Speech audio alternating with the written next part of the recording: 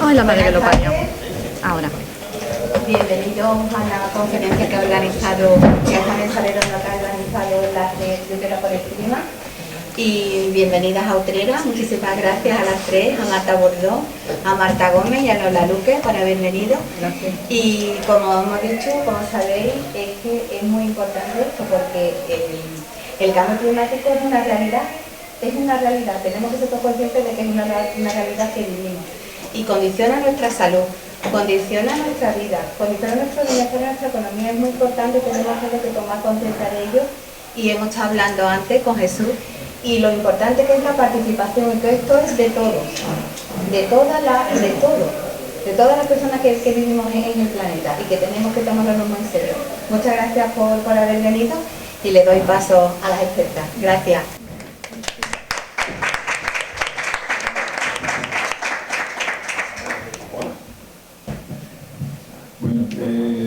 Muchas gracias, buenas tardes, gracias a Trin por la presentación. colaboración, con la colaboración del Ayuntamiento de Utrera, he estado a punto de decir el puerto de Santa María, esto es la esquizofrenia ya. Y bueno, y evidentemente agradecerle a las tres representantes de las tres asociaciones medioambientales que están aquí en Utrera. Es la primera vez que tenemos esa posibilidad, lo cual nos enorgullece enormemente. Y bueno, básicamente también darle las gracias a todos ustedes que estáis aquí, compañeros de otras asociaciones y al público en general. Nada, así de breve. Venga, muchas gracias.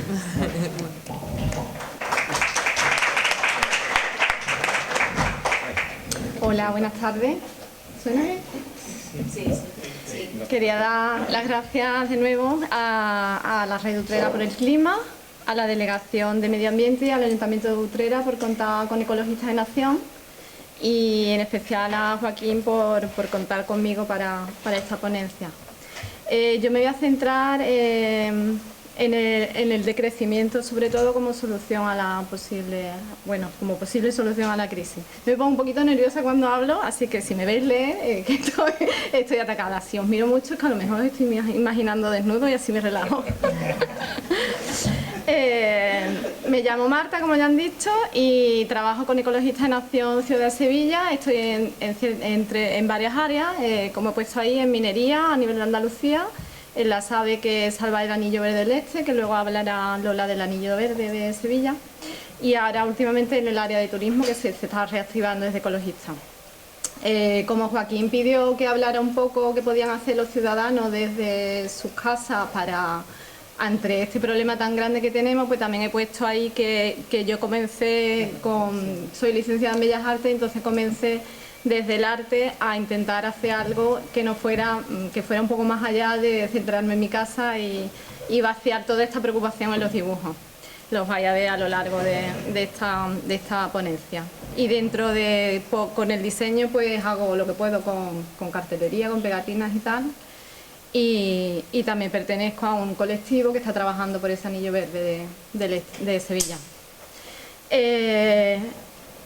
Para los ciudadanos pues hay muchas opciones que podemos trabajar en torno a la información, la conciencia, la difusión, hacer presión política, más allá del voto, como denuncia, inversión ética, consumo responsable. Podemos hacer lo que queramos. Yo lo que aconsejo es que se haga lo que a uno mejor le haga sentir y lo que mejor le salga. Más nos hacen falta todas las que hay. Estos son solo unos ejemplos, lo que yo hago es otro ejemplo, pero que pueden inventar lo que sea, porque hace falta muchísima. Y se puede hacer a nivel individual o se puede hacer desde el asociacionismo, voluntariado y activismo, que tiene ciertas ventajas para mí, como coberturas legales, como crear una red de apoyo, enriquecerte con compañeros, cooperación y colaboración, y es bastante enriquecedor. Yo lo aconsejo. Yo con Ecologistas en Acción llevaré un par de años y estoy encantadísima de trabajar con ellos, la verdad.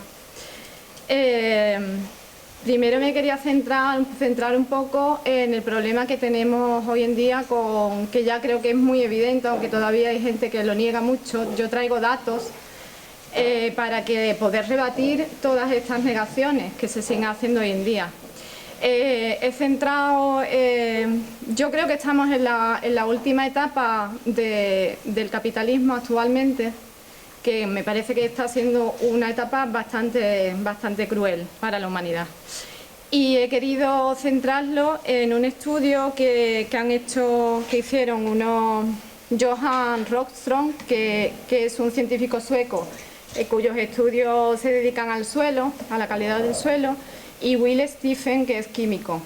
Ellos dicen que hay unos límites que la humanidad no debe superar, porque a partir de esos límites no se sabe qué pasará con la especie humana.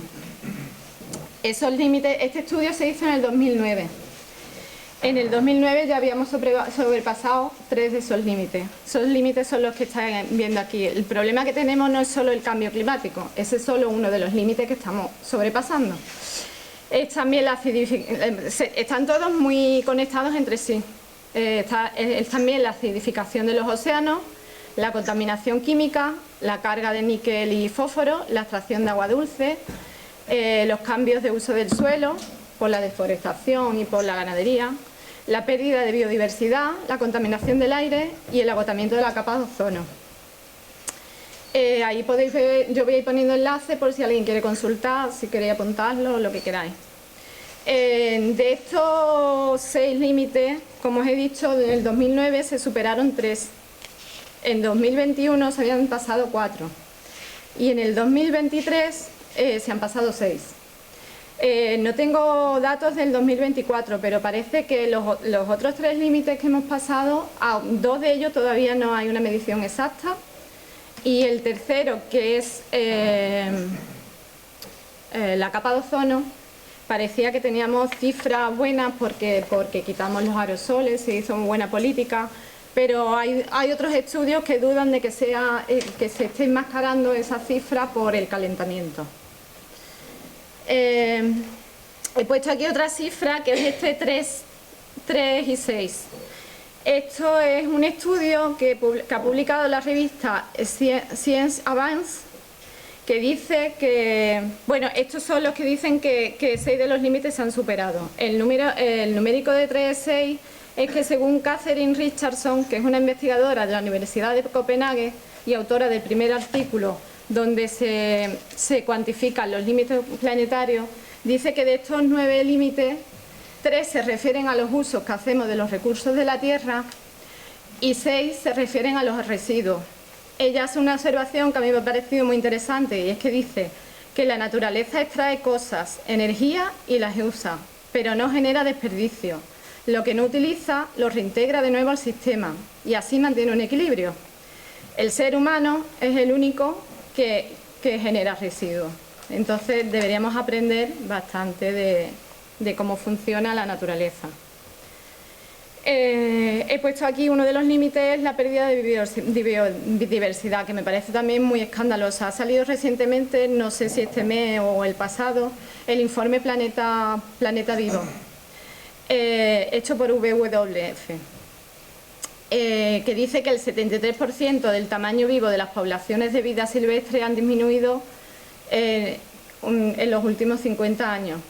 He leído por otro artículo, pero no estoy segura porque no lo he escrito, se me ha olvidado, si el 80%, que creo que el 80% de población animal que hay en la Tierra ahora mismo es de animales de ganado doméstico y el humano. Esto es terrible para nuestra salud porque el ser humano es ecodependiente. Ahí tenéis el enlace de la lista roja UICN que actualiza el estado de conservación de las especies, y se pueden ver las especies que se han ido extinguiendo, las que están en peligro de extinción, en una clasificación que también es bastante interesante. En la anterior ilustración, en los huequecitos aparecen animales que son las especies que han desaparecido en los 100 últimos años por culpa de la acción humana. Están por ahí entremezclados, que son bastantes. Entonces, nos encontramos en este panorama, y que es un contexto de recursos finitos, donde el capitalismo nos está llevando a un consumo desmedido. Y también tenemos que tener en cuenta que también es finita la sustitución de unos recursos por otros. La solución que nos da dentro del sistema económico donde estamos metidos ahora mismo, la solución que nos da es el concepto de desarrollo sostenible. Ya muchos científicos y ecologistas mantenemos que este concepto es erróneo. No podemos seguir hablando de desarrollo en un planeta que es limitado, que ya nos está poniendo límites.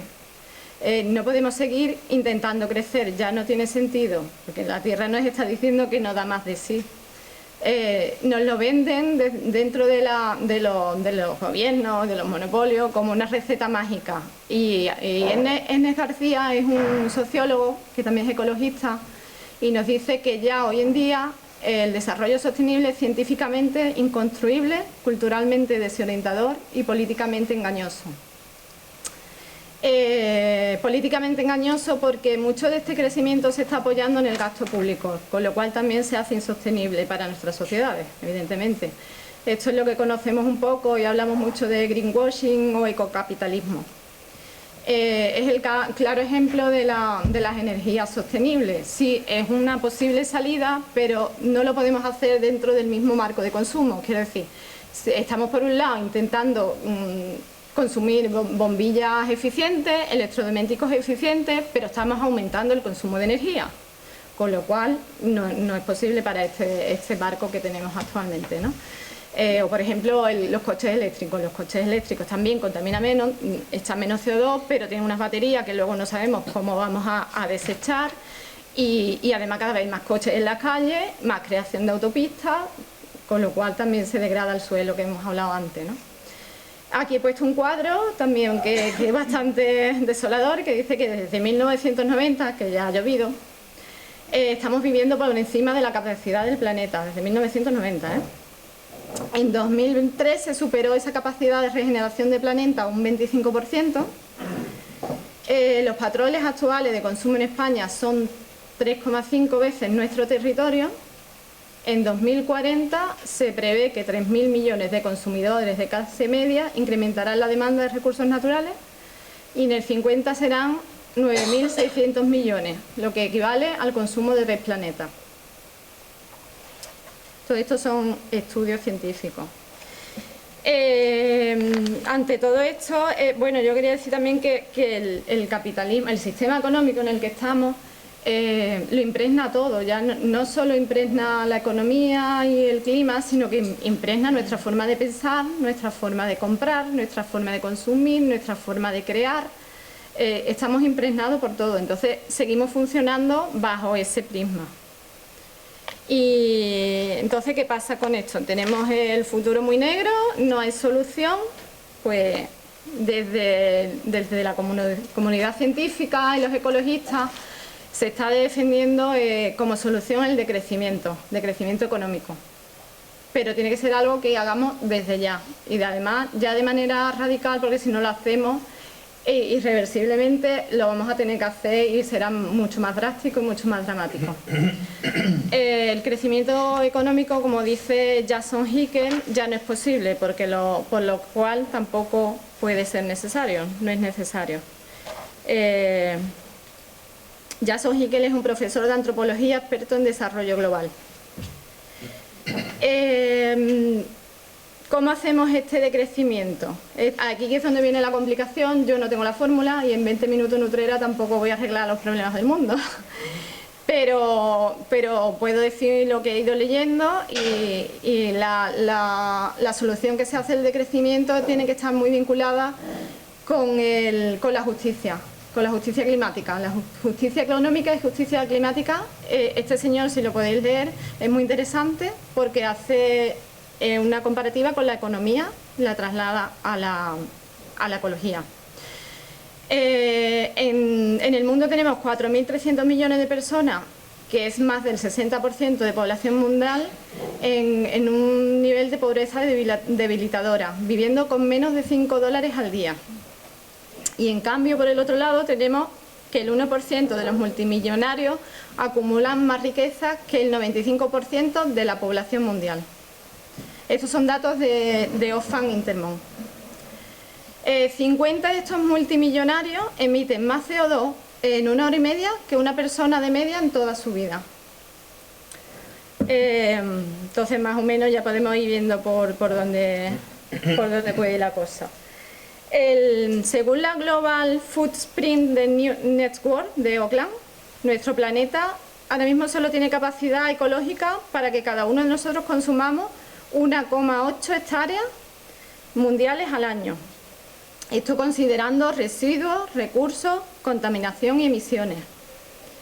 Pasado esto, la Tierra ya no tiene capacidad ni de absorber los residuos que generamos, ni de reponer los recursos que consumimos. Se entraría en una degradación progresiva. Estos 1,8 hectáreas mundiales al año es lo que puede consumir Guatemala o Ghana, por ejemplo.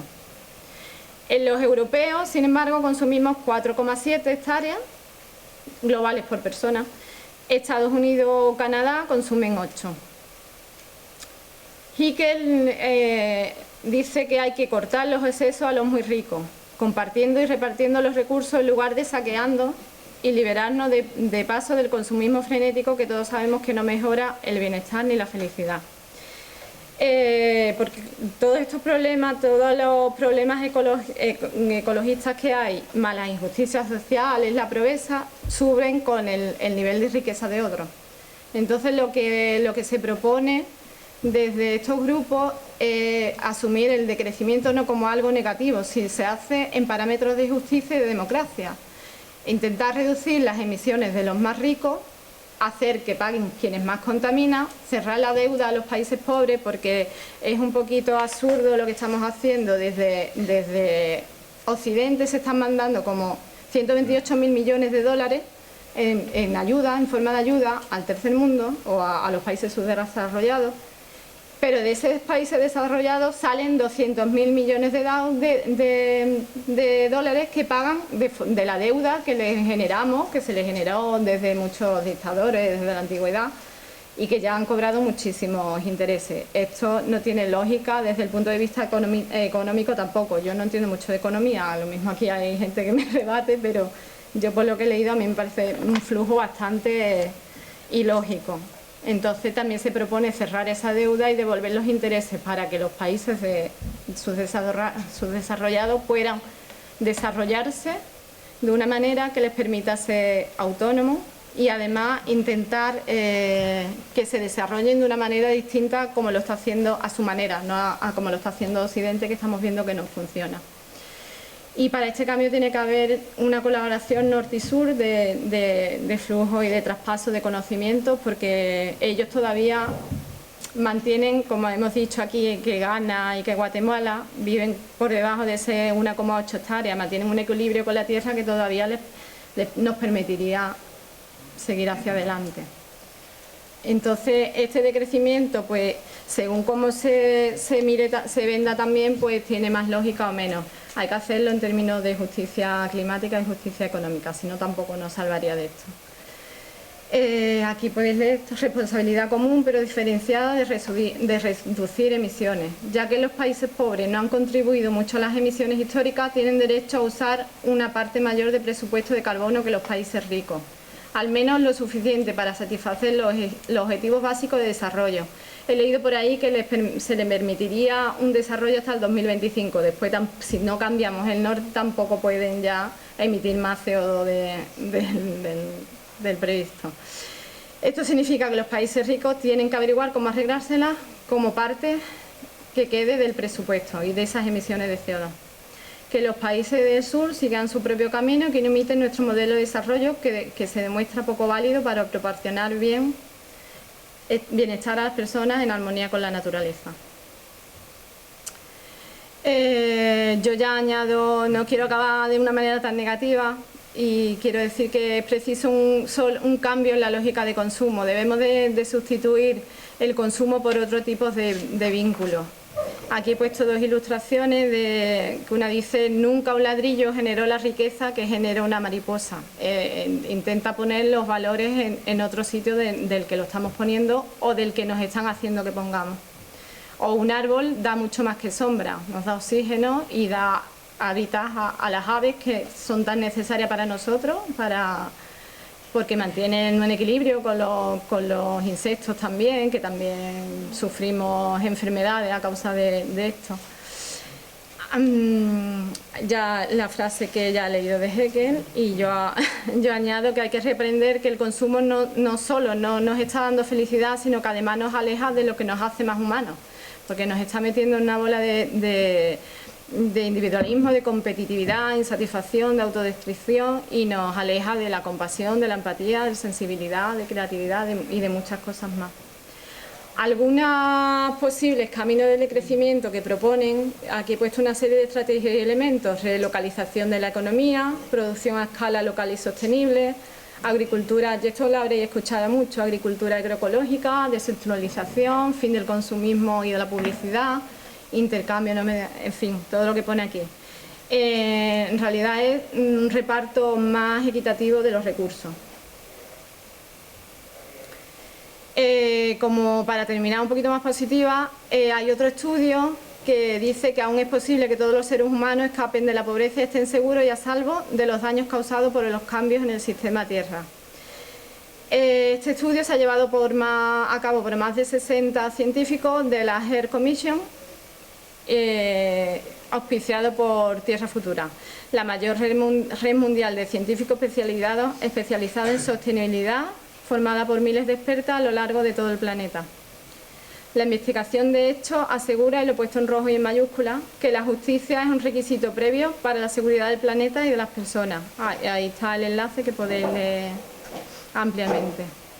Quiero terminar con una frase que dice Frederick Jameson, que es un crítico literario estadounidense, que dice que hoy en día nos resulta más fácil imaginar la destrucción del planeta que la desaparición del capitalismo.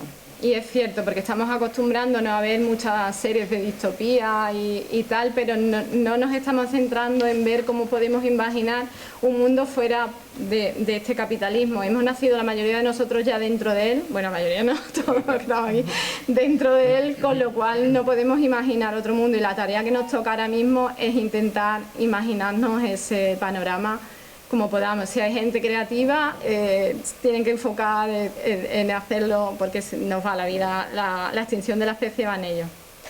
Y aquí cierro con una ilustración que es un poco el mundo que yo quiero imaginar. Se está desarrollando ahora mucho el concepto de ecotopía.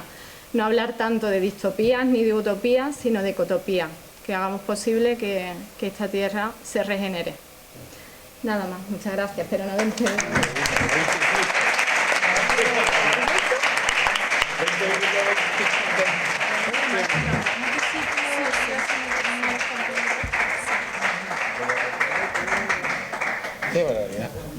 Bueno, después de la intervención de Marta, nuestra segunda Marta Bordón de Fridays for Future, no tenedme en cuenta el inglés, por favor. Es complicado, yo lo sé. El Fridays for Future. ¿Qué es chique?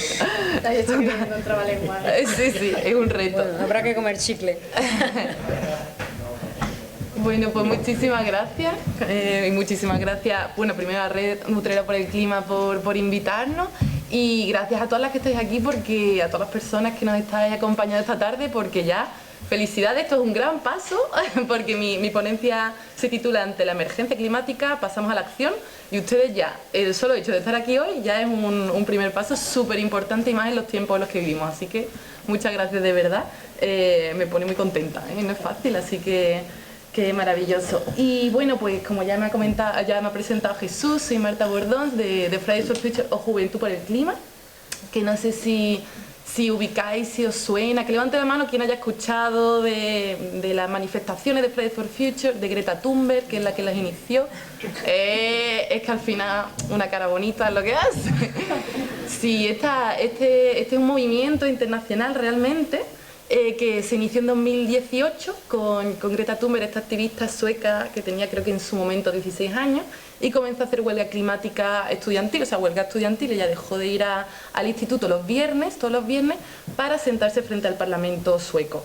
Esto acabó expandiéndose por todo el mundo, realmente estamos en todos los continentes, y llegó a España y también a Sevilla en 2019, en marzo de 2019, el día 15, que fue nuestra primera huelga mundial por el clima, donde se movilizaron millones de personas. Fue un momento también donde estaba en alza toda la cuestión, la atención mediática estaba puesta en la cuestión de la crisis climática, habían pasado una serie de sucesos, de nuevos informes del IPCC, el panel intergubernamental de expertos sobre el cambio climático. Entonces como que fue el comienzo. Yo, por contaros un poquito de mí, realmente comencé a concienciarme un poco dentro de la problemática de la crisis climática, a través primero de las redes, de Greenpeace, ¿no? Que tenía me llegaba bastante difusión, y comencé a hacer pequeños cambios en mi vida, de repensar mi consumo, ¿no? Dejar de consumir tanta carne, ropa de segunda mano, ¿no? Empecé como a acercarme a todo ese mundo, pero fue en esta oleada de movilizaciones cuando me di cuenta de la importancia de la acción colectiva, de todo lo que se puede lograr cuando somos muchas personas, ¿no? Entonces Ahí es cuando me junté con otro grupito de jóvenes y sacamos adelante Fridays for Future. De ahí también conozco aquí a Red Utrera por el Clima, que hemos estado desde ahí de los inicios haciendo cositas juntos, así que me pone muy contenta estar aquí hoy. Y bueno, comentaros un poquito que lo que más me gusta a mí del activismo es que hay muchísimas maneras de hacerlo. Casi que todo el mundo puede encontrar una forma en la que se sienta feliz, cómodo y pueda aportar para el activismo. Ya escuchando a Marta, que nos ha contextualizado perfectamente en que la situación en la que estamos es una emergencia, especialmente con lo que estamos viviendo estos días en España, pues vemos que lo estamos viviendo. O sea, es algo que además en Sevilla, con las oleadas de calor cada vez en verano más constantes, sabemos que es algo que nos afecta y que no nos afecta a todos por igual, ¿no? Luego vamos a retomar un poco ese concepto de la justicia climática. Pero bueno, volviendo a todo lo que podemos hacer, por ejemplo, desde Fridays for Future tenemos diferentes patitas, ¿no? O hemos estado actuando desde diferentes patitas. Una de ellas es la incidencia política. Nos hemos unido a otros colectivos y otras organizaciones ecologistas que pues hacemos diálogo y negociación con nuestros gobernantes. De hecho, la idea de Fridays for Future era decirle desde la juventud, ¿no?, a nuestros gobernantes, oye, nuestro futuro, o sea, como ustedes estáis ahora en los puestos de toma de decisiones, ustedes tenéis nuestro futuro y nuestro presente en las manos y no lo estáis haciendo bien, porque claro, yo en mi instituto, cuando yo estaba en el instituto, ya me hablaban de cambio climático y yo daba por hecho, estábamos estudiando el cambio climático y decía, bueno, dentro de unos años, pues ya está, lo he estudiado, pasó, porque esto se habrá solucionado, porque parece importante. Y darte cuenta con el paso de los años que las emisiones de CO2 lo que están haciendo es seguir aumentando cuando nos está gritando la comunidad científica que hay que disminuirlo, ¿no? Y evitar que la temperatura media global suba más del 1,5 grados y que estamos a las puertas de hacerlo, es como que tú te replanteas, oye, ¿y para qué están estas personas ahí? En plan, si no nos van a garantizar un futuro en un entorno habitable, ¿qué sentido tiene muchas de las cosas que hacemos en el día a día? ¿Qué sentido tiene lo que estudiamos, ¿no? Yo me estaba preparando para tener luego, ahora mismo mi profesión, a lo mejor en 50 años, o en 30, o en 20, no tiene sentido. A lo mejor me tenía que aprender a agroecología y a construirme mi casita y aprender a ser resiliente ante lo que nos viene, ¿no? Bueno, me estoy yendo, pero como que ese es el motor desde el que partió Fridays for Future, la justicia intergeneracional, de la generación, de la juventud y las generaciones que vienen, que ni siquiera muchos de nosotros no podíamos votar siquiera, o sea, que siempre dicen, bueno, pero tú votas, ¿no? Y con tu voto ya estás haciendo. Bueno, es que hay jóvenes que a día de hoy pues no pueden siquiera votar por una representación política que ampare sus derechos y le garantice un futuro, ¿no? Entonces, bueno, una patita es la incidencia política, otra es la protesta y la denuncia, que es la principal que hemos llevado a cabo con manifestaciones, bicicletadas, acción directa no violenta, performance, así artísticas, porque la creatividad y el arte es fundamental. También acciones para repensar el consumo, como intercambios de ropa, ¿no? Eso también habla mucho de crecimiento, ¿no? Y de ir frente a un modelo que prioriza la fast fashion, ¿no? Y el consumo, ¿no? Y el Black Friday y todo esto, pues plantearte, oye, ya existe suficiente ropa en el planeta para vestir a todos los seres humanos y más. Entonces, pues plantear darle una segunda vida a esa ropa y de hecho, pues un intercambio que no tiene que ser mercantilista, sino que tú puedes dejar algo, llevarte algo, ¿no?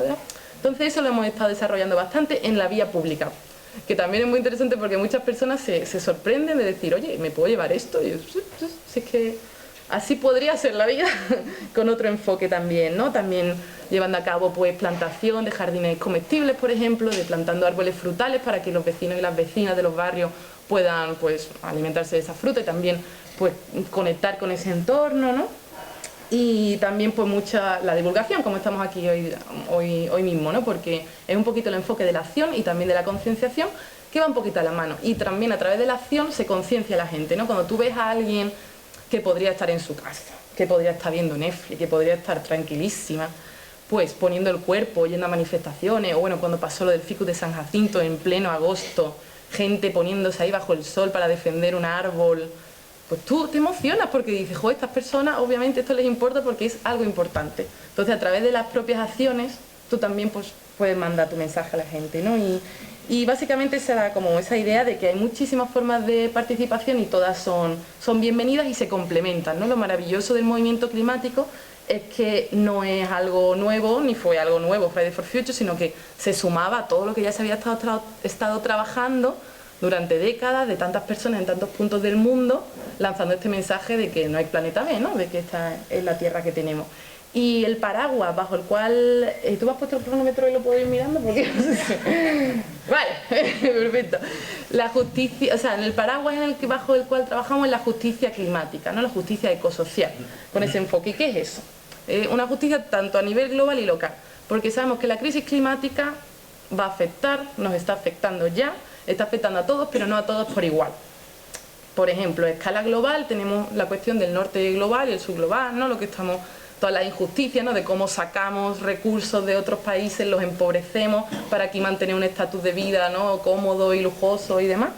Toda esa responsabilidad histórica que tenemos desde Europa, desde Norteamérica, etcétera, con los gases de efecto invernadero que ahora les decimos a otros países que se están industrializando en plan de, oye, que estáis guarreando un montón, pero es que eso ya lo hemos estado haciendo nosotros y por eso vivimos como vivimos, ¿no? Entonces esa doble moral. Y luego a escala local, ¿no? Sabemos que en las ciudades no hay el mismo tipo de vida en un barrio que en otro, o en un pueblo que en otro.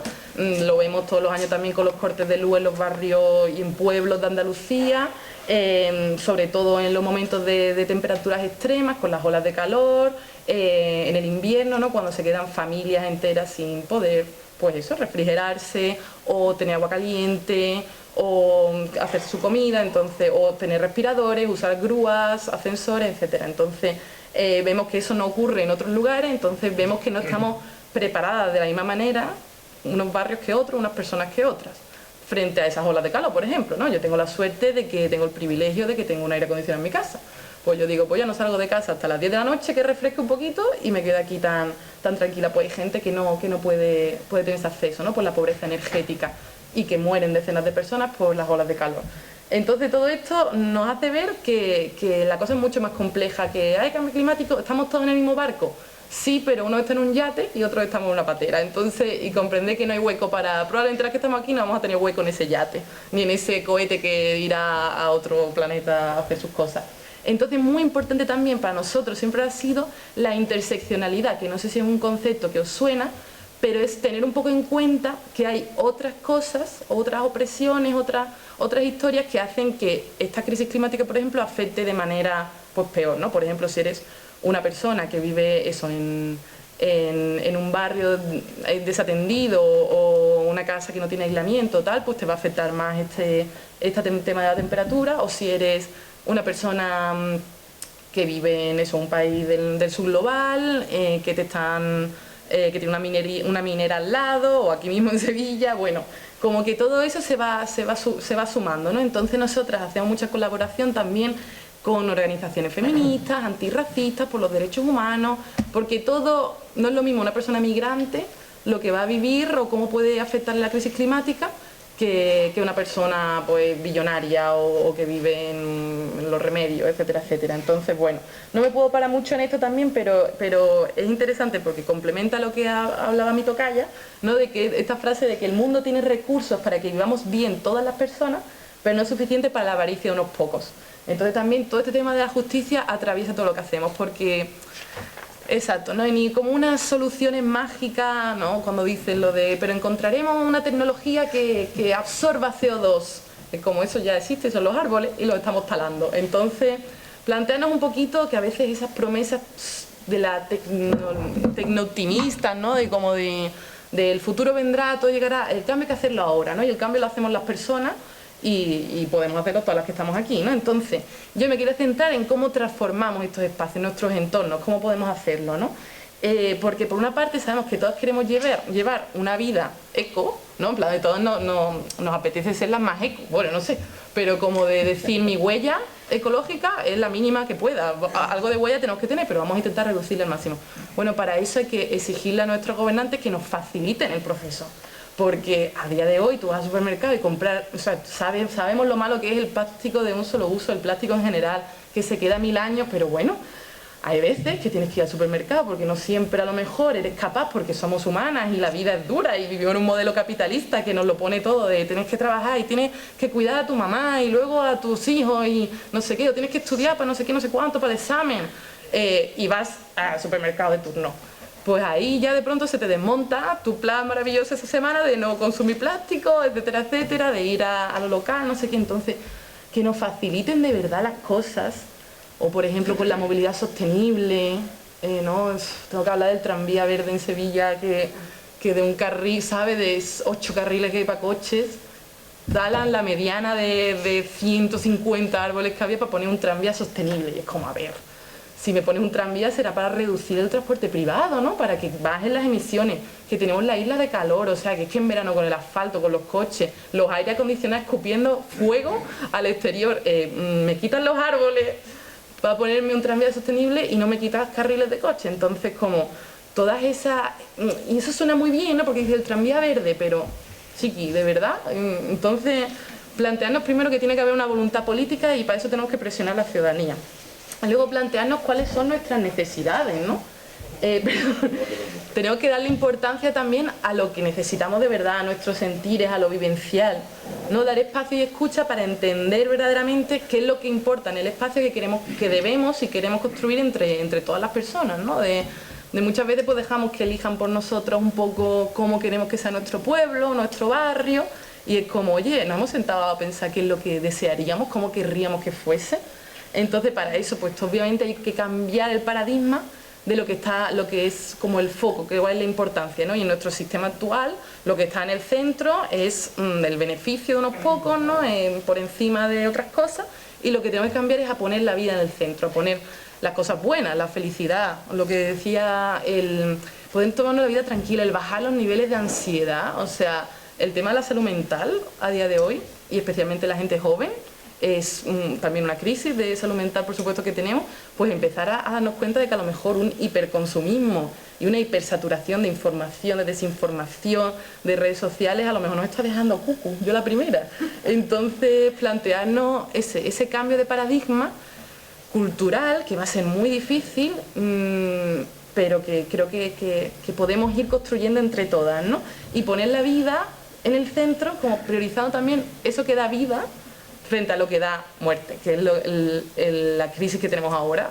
Va a traer muchísimo sufrimiento, está trayendo muchísimo sufrimiento también en España, como hemos visto esta semana, y es que esto va a seguir ocurriendo. Esto es como la previa de lo que viene. Entonces, viendo que no somos comunidades resilientes, no sé si conocéis el concepto, es como capaz de hacer frente a estos desastres y volver. No queremos ser tampoco comunidad resiliente, lo que queremos es que esto no nos ocurra, ¿no? Pero sí, como va a ocurrir, tenemos que primero mitigar que esos efectos no sean cada vez más destructivos y cada vez mayores y más frecuentes, y al mismo tiempo pues adaptarnos a ellos y adaptarnos con justicia, y que no ahora pues haya una zona segura, que no sé qué, que se destinen a una...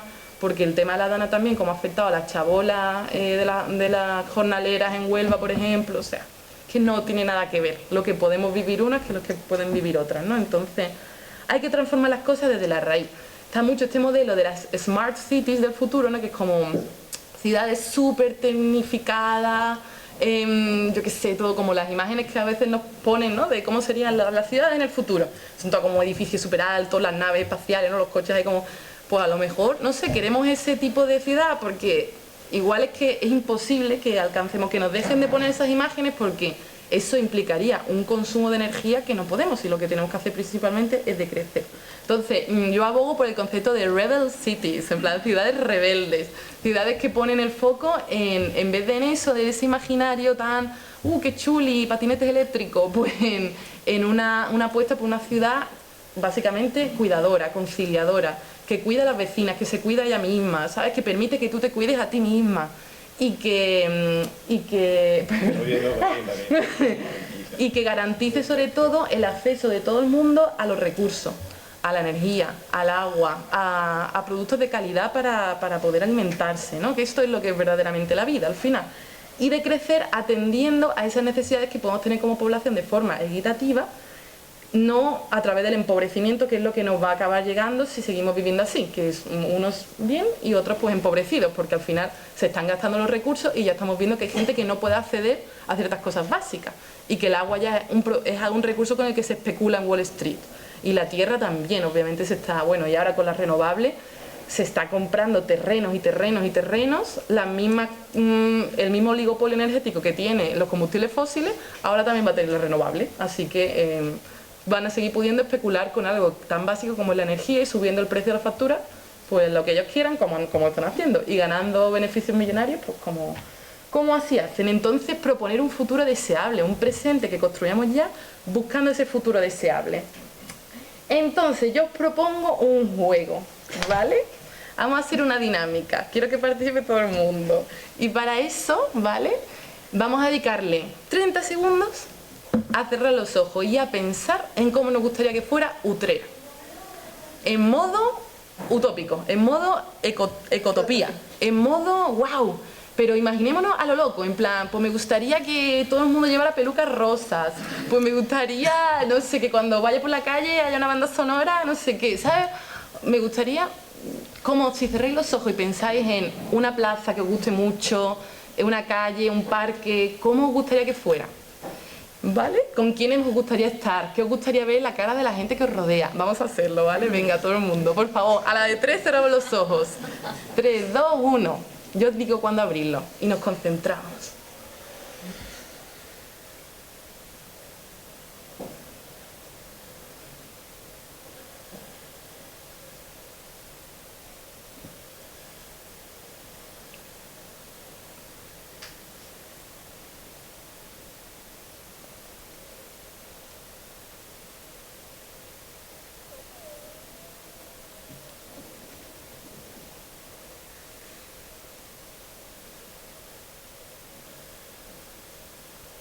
Y ahora muy despacito vamos abriéndolos otra vez. Muchas gracias.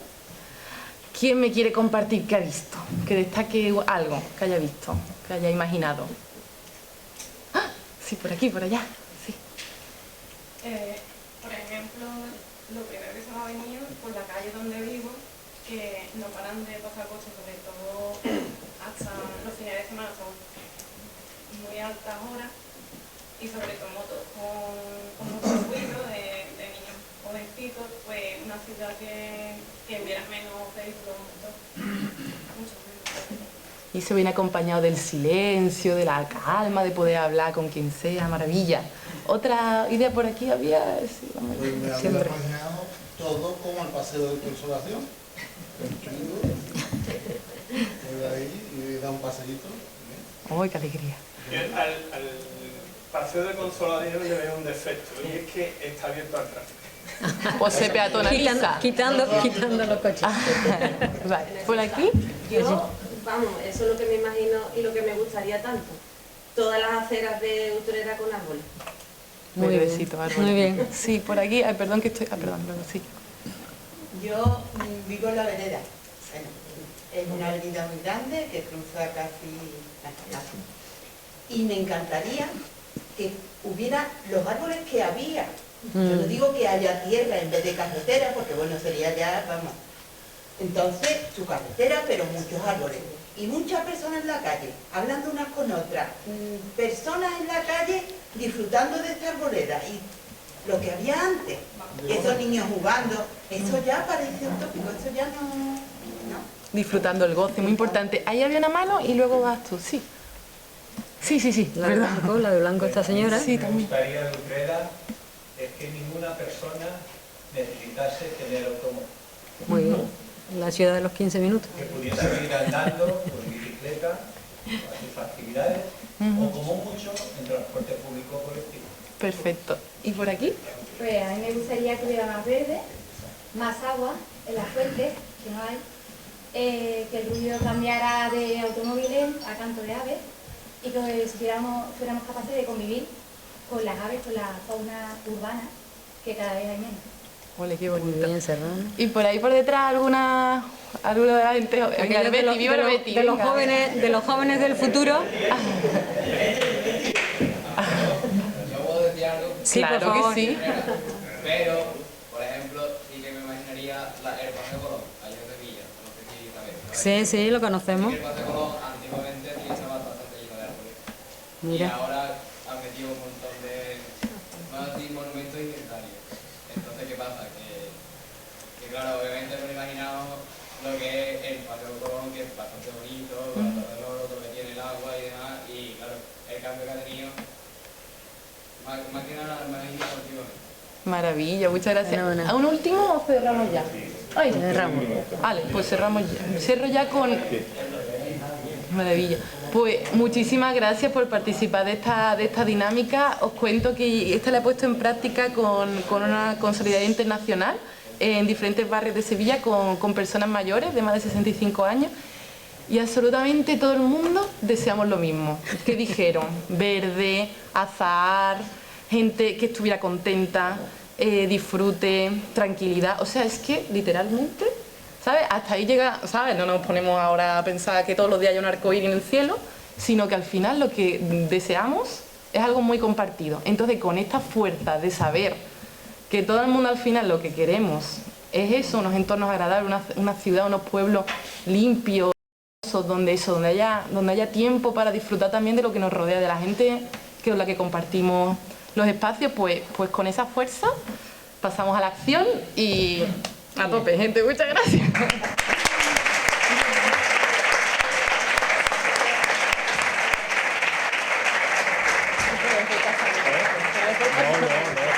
Está bien, ¿no? ¿Voy? ¿Tú te quieres poner aquí? No, estoy bien aquí. Buenas tardes a todas y a todos. Muchas gracias a la red de Utrera por invitarnos. Formamos parte... Perdón, quiero hacer una pequeña aclaración. No somos filial de la red de Sevilla, somos simplemente copiones. O sea, Ahí va. Lo copiamos vilmente, o sea, fuimos poco originales, pero bueno, no pasa nada. De hecho, daros las gracias, os conocemos. Nosotros, yo, como me han presentado antes, soy Lola Luque y formo parte de la Red Sevilla por el Clima. Me gustaría agradecer a la Delegación de Medio Ambiente y al Ayuntamiento de Utrera esta invitación y también a mis compañeras de mesa, porque en la medida en que tú vienes a un acto, te nutres y aprendes de las que tienes a tu lado. Entonces, en este ejercicio que acabamos de hacer con Marta, yo cuando he cerrado los ojos me imagino ese sitio, ese espacio rodeado de verde, con espacios que te permiten caminar o ir en bicicleta y donde la temperatura es agradable y puedo ir en mangas de camisa sin necesidad de usar otros elementos más dañinos para mi salud física y emocional. Entonces ahí me he visto tranquilamente. Entonces, bueno, la Red Sevilla por el Clima, de la que formo parte, tiene una trayectoria de más de 8 años de funcionamiento. Somos un grupo ambientalista y nuestros objetivos pues son promocionar la conciencia medioambiental, la conservación de la biodiversidad local, la eficiencia energética, la movilidad sostenible y ciudades saludables. En los 2 últimos años hemos estado trabajando en unos proyectos concretos que son el Anillo Verde de Sevilla y su área metropolitana y también en reivindicar la plataforma de tablada verde y pública. Yo, en mi parte de comunicación, pues os voy a hablar de este proyecto del Anillo Verde de Sevilla y su área metropolitana como un elemento para una posible solución de esta emergencia climática de la que venimos hablando esta tarde. Para hablar de la emergencia climática y del problema de qué pasa con el cambio climático, pues tenemos que circunscribirnos al funcionamiento de las ciudades. Las ciudades son claves para entender esta crisis ecológica actual, dado que en ellas se produce más del 75% de la contaminación del planeta y se consume más del 70% de la energía. Estos datos, que son aparentemente, bueno, están hablando del 70%, es casi todo de la energía y casi todo de la contaminación. Entonces, cuando hablamos de ciudades, debemos entenderlas también en un contexto, en un territorio, como elementos que se retroalimentan. Y ahí pues nos circunscribimos al elemento de qué está pasando con el tema del clima, qué pasa con los recientes cambios que se están produciendo en el clima, que cada vez son más rápidos y generalizados. Se están aumentando las temperaturas del planeta, como ya nos acaban de referir y como todos sabemos. Y ¿qué está pasando? Se está produciendo un cambio en el patrón de las precipitaciones. Hay cada vez más tormentas, huracanes, ciclones y fenómenos atmosféricos adversos que son cada vez más frecuentes y severos. el sistema climático se encuentra ahora mismo en un desequilibrio energético debido principalmente a los cambios de composición de la atmósfera por medio de los gases de efecto invernadero.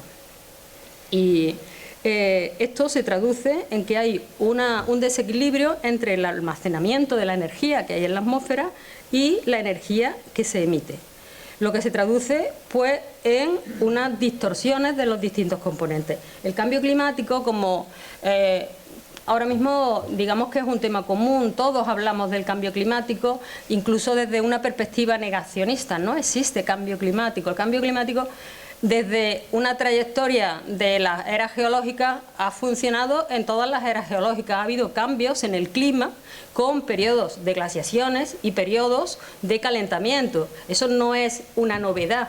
La novedad de este momento es que el cambio climático tiene un factor que está produciendo, un factor que somos nosotros, los humanos, somos los protagonistas, que está provocando una aceleración de este sistema del clima, y esto pues está debido a los combustibles fósiles, y estos somos los responsables de esta aceleración de lo que está produciendo en el sistema climático. Entonces, algunos datos que tenemos encima de la mesa, pues somos la influencia humana los que estamos haciendo una intervención de desequilibrio en los aspectos del clima, y esos elementos pues se dan pues una concentración de CO2 mayor en la atmósfera, un cambio en los patrones de precipitaciones, que lo mismo llueve o que se producen sequías extremas, unas olas de calor extraordinarias que no somos capaces de atender o de vivirlas. Se está produciendo, como también he conocido, la subida del nivel del mar, un desequilibrio en los polos se están derritiendo básicamente, y se están decreciendo los glaciares. Estos aspectos, además, pues aparecen otros desequilibrios, como son la pérdida de biodiversidad, de la que ya hemos hablado. Ya cada vez hay menos especies, hay una extinción de las especies por efecto del clima. Hay una aparición de nuevas enfermedades. Tenemos muy reciente el tema del COVID, que era una enfermedad que nadie sabía de dónde venía, y se están produciendo enfermedades que, aún estando a unos márgenes muy pequeños, pues están subiendo nuevamente. Aparece una destrucción del hábitat y de los ecosistemas, y además se produce una inestabilidad económica que pues se producen destrozos en las cosechas, y esto está provocando, como Marta estaba citando, pues esas guerras del agua. Es decir, ahora mismo hay holding que están comprando el agua en Canadá, y decimos, pero ¿cómo?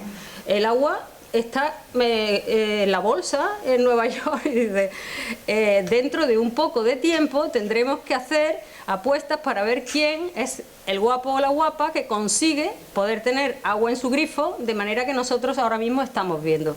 Digamos que esas situaciones están ahora mismo encima de la mesa.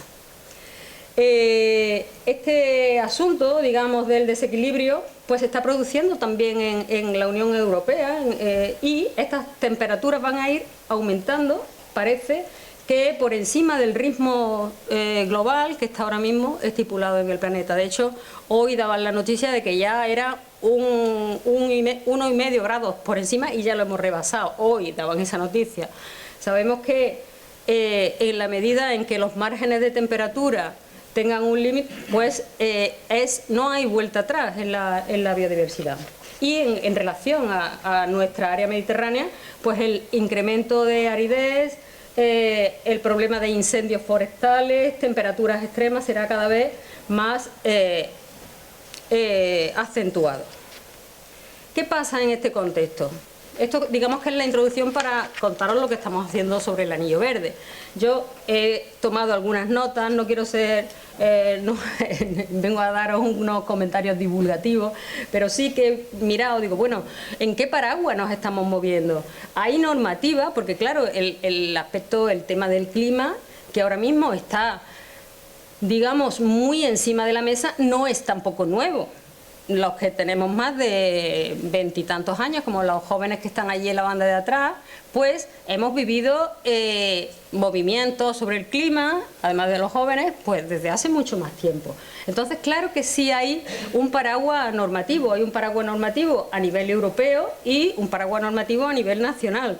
En 2021 se aprueba la primera ley europea del clima, cuyo objetivo es lograr que se neutralicen los elementos estos distorsionadores que están sucediendo con un horizonte de 2050. Establece esta normativa, esta ley, la obligatoriedad de tener estrategias y planes nacionales de adaptación a estos objetivos, y se hace una mención explícita al tema de las olas de calor, a la urgencia de crear espacios verdes para decrecer el tema de las olas de calor, y también hay estrategias que proyectan un conocimiento más profundo sobre los riesgos que se están produciendo ahora mismo desde la perspectiva de la salud. Como acabamos de decir, aparecen nuevas enfermedades y esto es un problema. Retrotrayéndonos a nuestro territorio, a España, pues en España hay un Plan Nacional de Actuaciones Preventivas de los efectos del exceso de temperatura sobre la salud, que se viene actualizando periódicamente desde 2015, y este plan pues es una plataforma de información y análisis que desde el año 2021 plantea un sistema que introduce los niveles de mortalidad que se están produciendo a causa del clima y los van detectando. Entonces, este sistema, que se llama Kairos, tiene una metodología aplicada para prevenir los efectos que tiene el clima en la salud. Y esta información pues circunscriben, la proporciona la AEMET, que diariamente pues marca las temperaturas y la predicción de fenómenos meteorológicos adversos. También en España se aprueba la primera ley de cambio climático y transición energética en 2021, que en su artículo 21 habla expresamente de lo que se denomina efecto isla de calor. Y se refiere, como también ya sabemos, que estabais hablando de los coches y tal que circulan por mi calle, pues el efecto isla de calor se refiere a la temperatura que adquieren las ciudades y las zonas con pavimentos, con rodamientos, con el tema de muchos coches, y no hay árboles en las aceras y hay pues unos elementos que están aumentando la temperatura. También es alrededor del año 2020, cuando se aprueba un plan que está vigente ahora mismo, que es el Plan Nacional de Adaptación al Cambio Climático, que va del 2021 a 2030, y en él se definen y se describen 81 líneas de acción que desarrollan los diferentes sistemas naturales y las secciones socioeconómicas del país. Aquí se plantean cuáles son las principales preocupaciones que existen desde la perspectiva del clima, como son las altas temperaturas, incendios, las incidencias en la agricultura por el incremento del estrés hídrico, y también la Oficina de Cambio Climático y la Fundación de Biodiversidad tienen una plataforma de consulta y de intercambio de información en materia de impactos de vulnerabilidad del clima y de la adaptación de los espacios al cambio climático, y se recogen planes, políticas y programas en todos los niveles de la gobernanza. Supongo que aquí en Utrera, en el Ayuntamiento de Utrera, también existen planes o deben existir planes en este sentido. Con frecuencia, digamos que este es el marco normativo, estamos protegidos, estamos en Europa, tenemos un territorio protegido, ¿qué pasa con el clima? ¡Wow! Bien, parece que esto podemos tener las reservas cubiertas, pero es frecuente que se ignoren los elementos físicos que tenemos en los territorios, en el terreno, como son el curso de los ríos, las ramblas, las riberas, y hay, por determinados intereses espurios o de un tipo determinado, pues que hacen vulnerable el territorio. Aparecen espacios grandes espacios territoriales donde no hay vegetación, donde se construye en zonas inundables, y en este sentido, pues a esto lo llamamos cambio climático antropocéntrico, porque somos nosotros los que lo estamos provocando, pues que están produciéndose un aumento de los episodios extremos meteorológicos y climáticos, tales como las olas de calor o la gota fría. Dos reflexiones a partir del desastre de Valencia. Uno, somos mucho mejores de lo que creemos.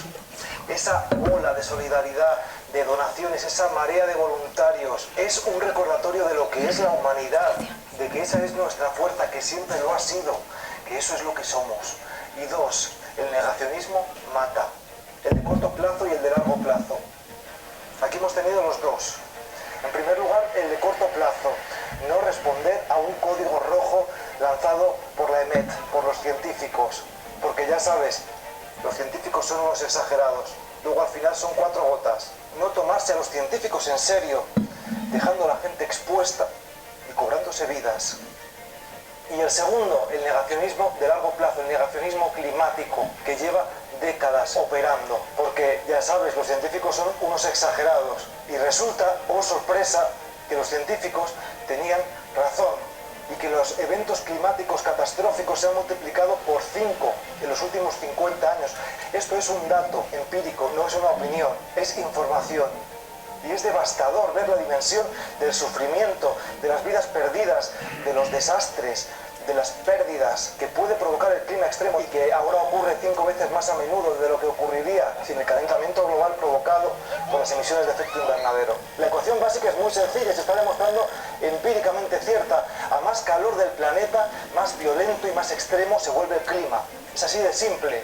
Más energía contiene la atmósfera, más humedad, más se calienta el océano, más se calienta el mar y más frecuentes son los eventos climáticos catastróficos. Y aquí volvemos a ver, es que en el 57 pasó, es que en el 54. Los eventos meteorológicos extremos son naturales, siempre han ocurrido. Lo que pasa es que ahora son cada vez más frecuentes y cada vez más violentos. Calentar el planeta implica que el dado de las catástrofes climáticas cada vez tiene menos caras y que la probabilidad de que te toque una catástrofe, una sequía extrema, una inundación extrema, es cada vez mayor, cada vez ocurre más a menudo.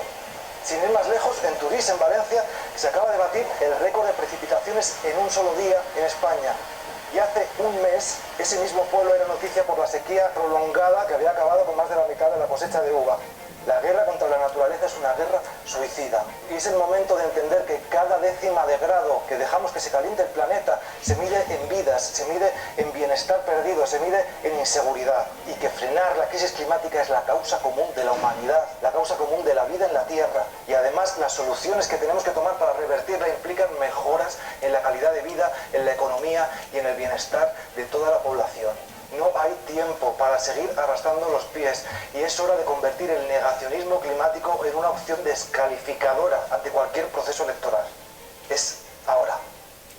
Me he permitido traeros esto porque lo veo como muy simplificado y que nos da la idea de lo que todos sabemos y de lo que estamos sintiendo en esta semana, que a mí pues he vivido y vivo con el corazón encogido, porque creo que son situaciones extremas pero que las tenemos aquí y que tenemos los humanos que poner los dedos para que darnos cuenta que esto está sucediendo y está pasando y ya lo tenemos aquí.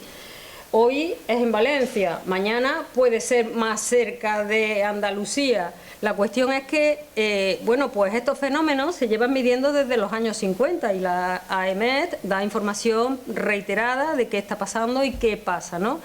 Pues nada, estos días atrás en la Comunidad Valenciana se ha producido esta catástrofe humanitaria, pero también sabemos que se habían desmantelado los servicios de emergencia porque se querían ahorrar en gasto público. Y cuando tú desmantelas un servicio de emergencia que está enfocado a prevenir o garantizar que haya menos elementos que destrocen el territorio, pues creo yo que en estos momentos no son los prioritarios para eliminar de los presupuestos de las distintas gobernanzas.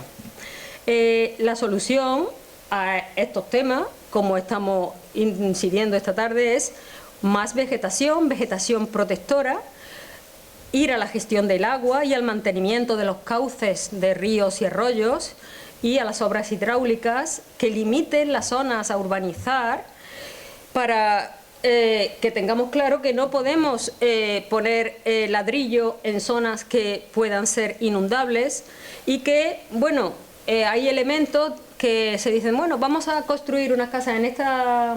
Esto seguramente estas imágenes las conocéis porque rulan por el Facebook y por internet continuamente. Vemos cómo se abre por el río y se aumenta, y en la siguiente parte, en la de abajo, están haciendo cortas en el río, hacen que el río traiga una riera inmensa, y este espacio, territorio donde hay unas casitas tan monas, pues en la siguiente fotografía hay una inundación y hemos derribado el sistema. Digamos que esto es la situación en la que estamos. ¿Qué hacemos desde la red? Los posibles futuros desde la Red Sevilla por el Clima. Nuestra propuesta, como marcaba en la presentación, es la propuesta del Anillo Verde de Sevilla y su área metropolitana. El concepto de Anillo Verde tiene una larga trayectoria. A lo largo del siglo XX se han ido colocando anillos verdes en muchos territorios, en muchas ciudades europeas y de todos los continentes. Ahí os traigo algunos ejemplos. Que está, bueno, pues el plan de los dedos, en Bruselas el anillo verde azul, el anillo verde de Colonia. Estos son anillos verdes que en principio tienen una función de limitar los territorios, la expansión urbanística o referirse a la restauración de las riberas de los ríos. En el caso de España, un ejemplo de éxito es el anillo verde de Vitoria-Gasteiz, que lo utilizamos desde la red como ejemplo en el que mirarnos, porque es un perímetro de la ciudad el que bordea el anillo verde, y además utiliza las zonas de parques y jardines interiores y las zonas exteriores de bosques y humedales. Y este reflejo pues se parece al que nosotros planteábamos. En Sevilla los antecedentes más próximos son al principio del siglo XXI, donde pues se produce una fructífera intervención en la ciudad y se adecentan la mayoría de los parques que hoy conocemos. El parque de la Vega de Triana, el parque de Miraflores, el parque de San Jerónimo, el parque de Tamarguillo. Será en 2018 cuando se publique un documento base para el Anillo Verde de Sevilla. Este documento lo publican en la alcaldía de Juan Espada y, de hecho, pues este documento lo hacen público y lo presupuestan en el presupuesto desde el 21 hasta el 26. Entonces, desde la red, pues realizamos una jornada, no nosotros solos, sino con muchos grupos ecologistas y ambientalistas y con técnicos y asociaciones, y planteamos en esas jornadas cómo poner en valor los territorios aledaños a este Anillo Verde de Sevilla. Y las conclusiones de las jornadas a las que llegamos en el 23 pues fueron que los anillos verdes que se plantean en las ciudades en el siglo XX y en el siglo XXI pasan de la esfera de ser anillos locales a anillos del territorio, que tienen que abarcar espacios urbanos y periurbanos, tanto verdes como azules, agua, arroyos, lo que haya en las ciudades determinadas. Y en este caso ya digo que las conclusiones de las jornadas pues fue ampliar la propuesta municipal, creando espacios aledaños como Tablada, Los Gordales, el Cortijo del Cuarto o las Lagunas del Sapo, darle un carácter metropolitano, conectividad de los caminos y cauces fluviales que conectaran la zona del Aljarafe, la zona de los Alcores y la zona del Bajo Guadalquivir con este esquema. Resaltar la importancia del patrimonio natural interior de la ciudad de Sevilla en sus jardines, en sus árboles singulares y en sus viarios ciclistas, y poner la participación ciudadana en el centro de este proyecto, tanto en la planificación como en la ejecución. Pedirle a los ciudadanos que vivimos las ciudades, como acaba de hacer Marta, cómo vives, cómo piensas tu ciudad, qué necesitamos que una ciudad tenga para hacernos sentir pues más confortables, más saludables, más vivos, y marcar el horizonte 2030 para la culminación de esta idea por el compromiso de neutralidad climática que tiene el Ayuntamiento de Sevilla y que seguramente vuestro ayuntamiento estará, no lo sé porque no me ha dado tiempo a mirarlo, pero en el marco del compromiso de ciudades en cero emisiones.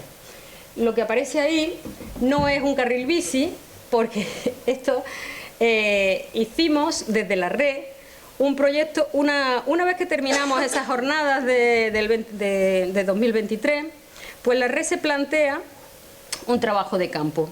Nos planteamos si la propuesta esa que el ayuntamiento nos hace pública era viable, y entonces un grupo de la red del que formo parte, pues dijimos, vamos a ir con nuestras bicicletas y vamos a ver si es posible que ese trazado que está en papel, es verdad que puede ser un trazado real, saludable. Entonces utilizamos el Google Earth, fuimos haciendo y hicimos un planteamiento de cómo es. Os lo voy a contar muy chiquito porque el tiempo seguramente me lo estoy comiendo ya. Y bueno, este recorrido serían los 42 kilómetros y ahí entrarían los espacios esos que le darían valor añadido a este esquema, donde estaría esta parte verde es la dehesa de Tablada, el Cortijo del Cuarto, que seguramente habréis oído hablar de él, las lagunas del Sapo de Sevilla Este y la isla de Tercia. Entonces, nos hicimos el recorrido, os lo paso rapidito, y ahí en ese recorrido pues encontramos que hay zonas que pueden adesentarse prácticamente con muy poco presupuesto. Desde el Parque del Alamillo hasta la dehesa de Tablada hay unos 14 kilómetros y tendrían en ese espacio una baja dificultad de actuación, porque lo que habría es que adesentar la parte del camino, poner acondicionar, señalizar y poner zonas de esparcimiento, incluso pues reutilizar lo que hay en ese espacio, por ejemplo, utilizar eso que se quedó ahí de la Expo como miradores de observatorios de aves o de observatorios de esa parte del río. De ahí nos vamos a la parte de la dehesa de Tablada, y esta dehesa de Tablada seguramente habréis oído hablar de ella. Yo no voy a preguntaros que alcéis la mano, pero en la prensa en estos últimos días se está hablando de este asunto. Ya se vino hablando desde hace unos meses, pero esto es un espacio que cursa al final de la Expo de Sevilla y es un espacio que ha tenido muchas funciones y ahora mismo está como semi abandonado. Es un espacio que desde la red de Sevilla y desde las asociaciones ecologistas lo que se plantean es que se utilice como parque periurbano, como pulmón de la ciudad, aunque ese terreno, pues digamos que hubo una compra y ahora mismo estaba como en un limbo porque Tablada es una zona inundable y al ser una zona inundable no se puede construir, pero en este momento se está intentando cambiar el PGO de la ciudad y se estaba planteando que bueno, que no sería malo poner ahí unas viviendas porque total es un espacio muy amplio, que caben viviendas también y seguramente sería una zona muy bonita para estar y poner unos grandes almacenes, etcétera. En concreto, pues ha tenido que pasar lo de Valencia para que ayer el alcalde de Sevilla manifieste que bueno, que al ser una zona inundable, y las zonas inundables no se ven inundables a simple vista, porque son inundables en el proyecto, están contemplados así y puede tener una inundación ahora, en 50 años, en 100 años o espacios de tiempo que no son los espacios de tiempo de los humanos, pero son espacios del territorio que hay que considerar cuando se hacen planificaciones de dónde vamos a vivir y cómo vamos a vivir. voy a ir un poquito más rápido. ¿Ya? Esta sería la parte de la...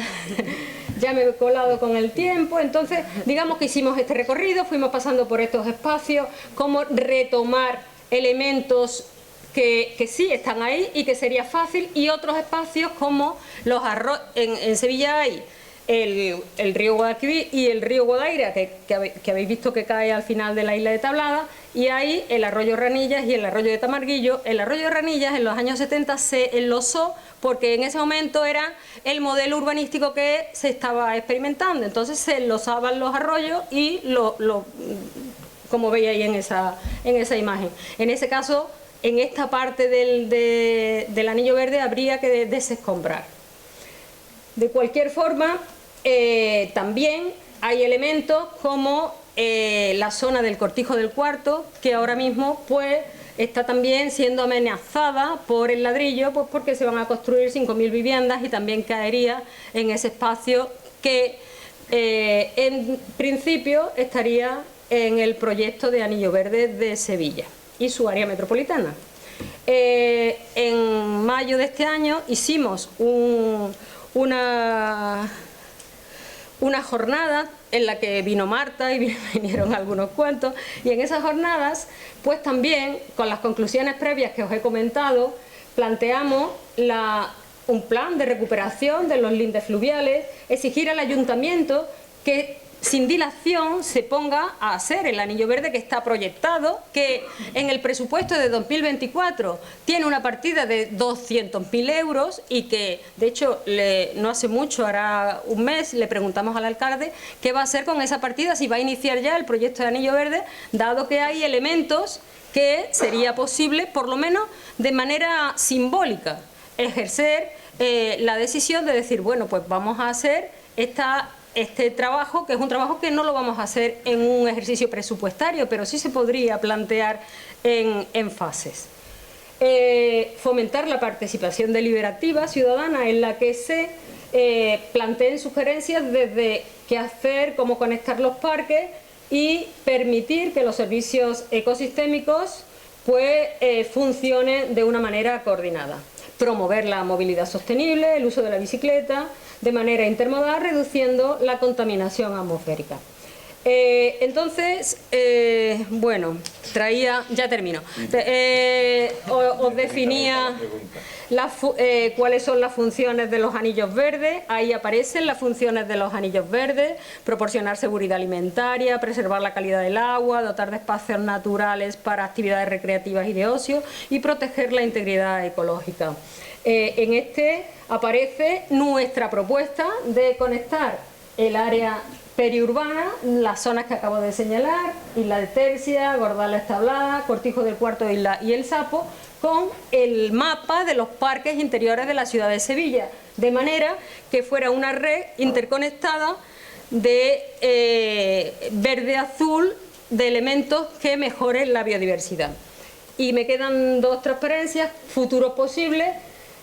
Podemos evaluar los territorios de vulnerabilidad, esto que acabamos de decir. Podemos identificar zonas vulnerables donde hay ausencia de arbolado, donde hay casas que están construidas con unos malos materiales o que están construidas en rieras. También ver los riesgos de incendios forestales y detectar también, hacer elementos de valoración de población vulnerable, que se están produciendo muertes prematuras por los golpes de calor. Y esto, lo de la acción humana, sí depende de nosotros. No depende ni de la planificación, ni de la normativa, ni de la política. Hacer que se produzcan refugios climáticos, el tema de la movilidad sostenible. Todos y todas somos conscientes de que podemos caminar o ir en bicicleta. Hacer una revegetalización de los espacios. Y el tema de la agricultura, que lo han mencionado ya, en modelos de agricultura que permitan sostenibilidad. Con respecto a los cuidados de salud, pues hay enfermedades que se están produciendo por el elemento del cambio climático, y dieta mediterránea. Las reglas esas de las que hablábamos cuando éramos jóvenes, de reutiliza, recicla y que no hay un plan B, eso tendríamos que tenerlo todos los días presente. Y para terminar, yo os traigo la propuesta de poner de moda plantar árboles. Ponerlos como actividad lúdica. En vez de irme con mis amigas y amigos allí a la botellona, pues voy a irme con mis amigas y amigos a hacer un espacio más saludable. De hecho, hay lugares donde están plantando árboles y le ponen nombres, sus nombres, las personas que los plantan, o incluso familias que cada vez que nace un bebé, un niño o una niña, plantan un árbol, y en la medida en que va creciendo ese bebé, va creciendo ese árbol con el nombre de ese niño o de esa niña. Y sin más, pues lo de la ciudad de los 15 minutos, que habréis oído hablar de ella, que se trata de tener espacios donde todos los elementos necesarios para nuestra vida cotidiana estén a 15 minutos, de manera que yo pueda ir desplazándome andando o con un medio de transporte sostenible. Y la regla de 330-300, que también está últimamente muy de moda en todos nuestros territorios, es tener un árbol a 3 metros que yo pueda recrearme y verlo, tener a 30 metros una hilera de árboles y tener a 300 metros como mucho un espacio como un parque o un bosque donde yo pueda ir a caminar, a relajarme o a sentirme conmigo misma. Tenía algunas cosas más, pero sí, para terminar, deciros que tenemos una mala y una buena noticia. La mala es que el tiempo se ha terminado. No hay plan B, ya hemos visto. La buena noticia es que depende de nosotros, de los jóvenes, de los medianos y de los mayores, el hacer lo posible, porque hay medidas, en este caso, que somos capaces de hacerlas sin que nadie nos imponga una norma. Y con esto, pues lo damos por terminado. Muchas gracias.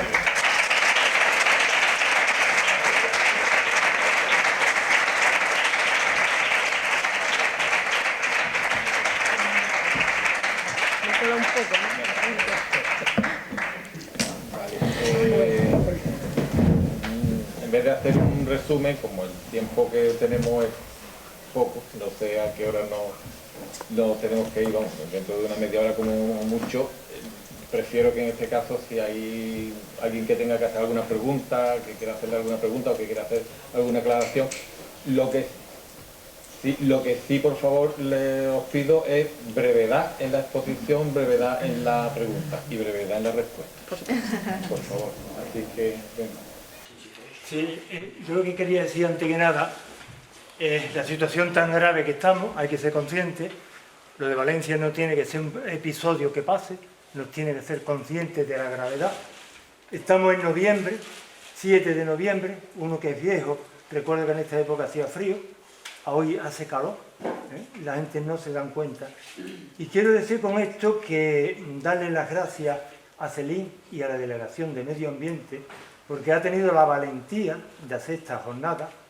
Y digo la valentía porque es del PP. Y parece que el PP... Todos somos. Quiero ir. Si no hay una unión de toda la sociedad, como habéis dicho, no salimos. Es que no salimos. Y si la sociedad no le pide a sus políticos que actúen, no lo van a hacer.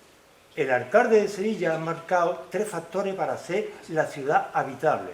Y el tercer factor fundamental para hacer Sevilla habitable es el cambio climático. El presidente de la Junta, en un congreso que hubo hace una semana, habló claramente y nítidamente de la importancia del cambio climático. Actualmente la Iglesia incluso tiene un grupo que habla del cambio climático. Y Santiago va a hacer sus 350 aniversarios y ahí va a introducir una charla sobre el cambio climático. Quiero decir con esto que es muy importante que la sociedad deje los fraccionamientos y se una, porque esto es como habéis dicho, estamos en una patera. Y si en esa patera cada uno quiere tirar para cada lado, no vamos a llegar. Dar las gracias, por lo tanto, a Celín y la valentía, y gracias a las ponentes que me han parecido que ha estado estupendo. Y bueno, a los jóvenes que están aquí, ánimo, porque lo que os queda es jodido.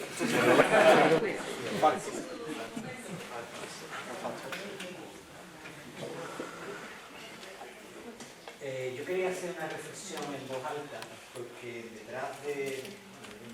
Llevo escuchando mucho tiempo, participo en movimientos sociales y tal, y se nos cae encima tenemos muchos datos del desastre y tal, y le echamos también un poco la culpa que los políticos tienen que hacer, pero yo hago una reflexión personal de sinceridad. ¿Qué hacemos nosotros, nosotras, al respecto? Pues podemos hacer cosas, podemos hacer cosas. Y una cosa es, en la sociedad de consumo que vivimos, solamente es de las pocas palancas que podemos mover políticamente este planeta, con la sociedad de consumo que tenemos. ¿Cómo? Pues con una cosa muy fácil. ¿Cuántos de nosotros vamos a comprar el pan con una talera? ¿Cuántos de nosotros vamos a comprar el pescado y preguntamos de dónde viene el pescado? No es lo mismo que venga de Argentina que se pesque en el Golfo de Cádiz. ¿Qué puede dar igual? Pues las emisiones que trae. ¿Cuántos de nosotros compramos en Amazon en vez de en la ferretería de abajo? Hacer una reflexión personal. Y eso está en la mano de cada uno de nosotras.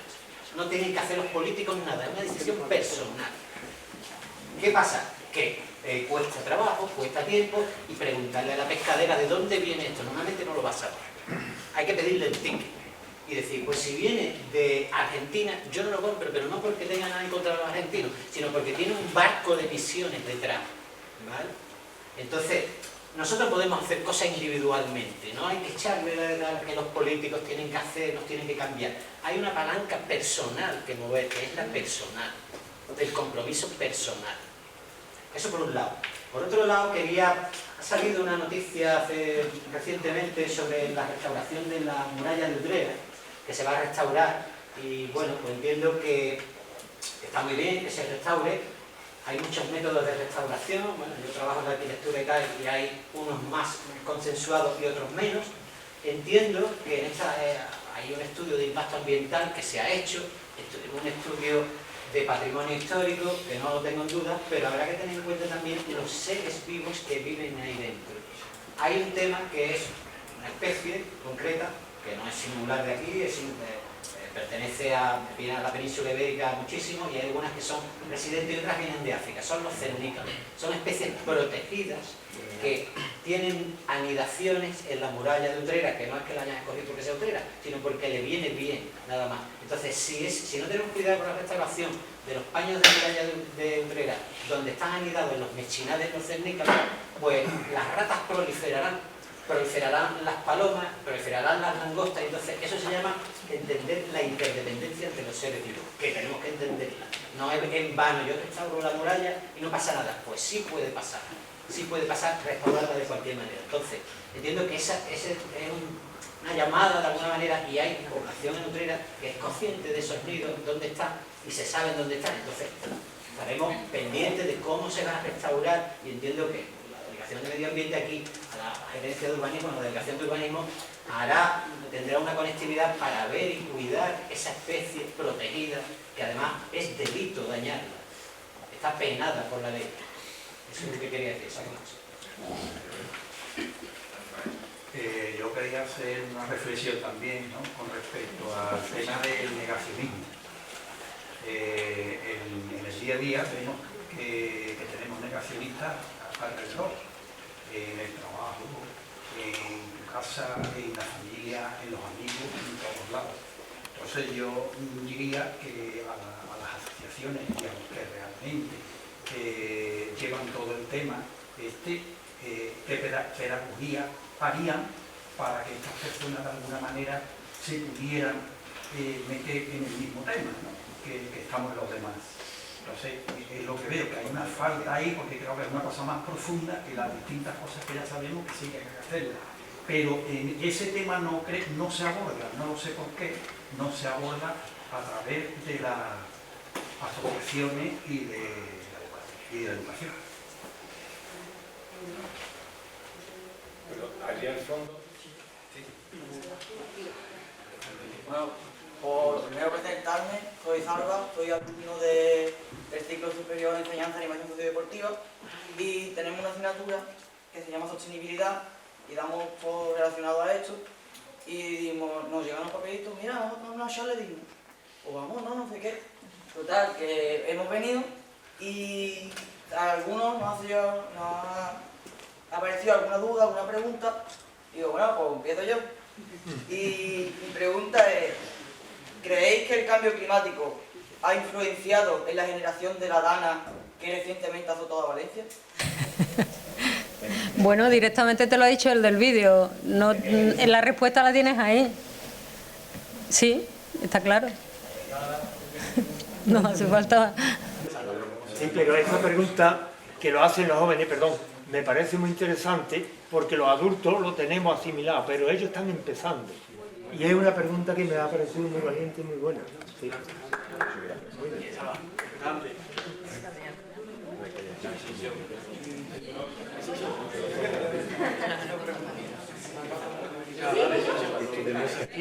Aquí hay otra.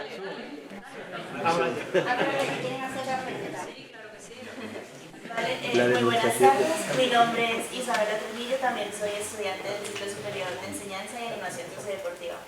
Y mi pregunta es más al entorno social, ya que pues después de esta catástrofe y pues de serie de eventos que han pasado a lo largo de los años, ¿ustedes qué creen de por qué la desigualdad económica limita tanto las oportunidades laborales y el progreso profesional hoy en día? Esa es una pregunta de matrícula. Esa es fuerte.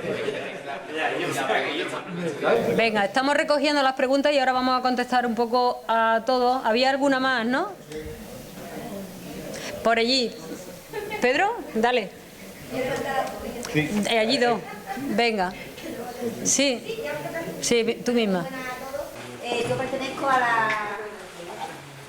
la sociedad, la hemos creado en el Cortijo de Cuarto, venía en representación y obviamente porque nos estamos dando cuenta que no es un movimiento, digamos, que obviamente no ha surgido ahora, ha surgido mucho tiempo, pero que no estamos ayudados. Afortunadamente somos pocos, pero estamos viendo que lo hay por muchos sitios. Se está creando por fin ya una conciencia ecológica.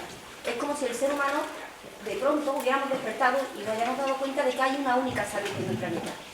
No existe una salud humana, una salud animal y una salud vegetal. Estamos interaccionando. Ahora mismo hay una gran problemática, sobre todo con el cambio climático, porque siempre lo justifican, que en el Cortijo de Cuarto lo están justificando así, es por la necesidad de vivienda. Es cierto, no podemos negar una realidad porque tenemos a nuestra espalda muchísimos jóvenes que tienen que hacer una vida. Y es cierto que hace falta una vivienda.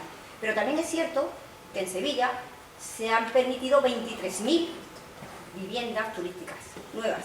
Se ha quitado del parque de viviendas y se le van a dar al turismo. Y ahora te crean pues la necesidad de viviendas. ¿Qué hacen? Nos cogen nuestros terrenos públicos porque son nuestros, porque pertenecen a la Diputación o al Ayuntamiento y pertenecen a la ciudadanía. Los venden a las privadas, montan 500 pisitos y alrededor monta, que es lo que van a hacer, porque lo han hecho en Pítamón, lo han hecho en Montequinto, lo van a hacer en los cuarteles y lo van a hacer en Bellavista. Y lo están justificando, yo os digo, con necesidad de vivienda pública. Se van a construir X viviendas públicas nada más y se van a rodear de preciosos sociales, a los que ninguno de nosotros vamos a tener acceso. Simplemente os digo que en Pítamón, viviendas para la juventud. Bueno, pues las viviendas están a 187.000 euros más IVA, las de 2 dormitorios. Eso no es una vivienda para la juventud. Eso es para ciertos privilegiados que tengan la suerte de tener por detrás pues, recursos. ¿Y qué están haciendo? Nos están quitando nuestros recursos. Es cierto que nos tenemos que empezar a mover. Hay que moverse. No hemos dado cuenta, simplemente con el COVID, no hemos dado cuenta de la necesidad que un bosque no es un sitio donde tú un día sales a pasear con el perro. Un bosque es un lugar de esparcimiento, un lugar donde tú tienes que ir porque te da además salud mental. Está científicamente comprobado. El Cortijo de Cuarto es el último bosque forestal que hay en Sevilla.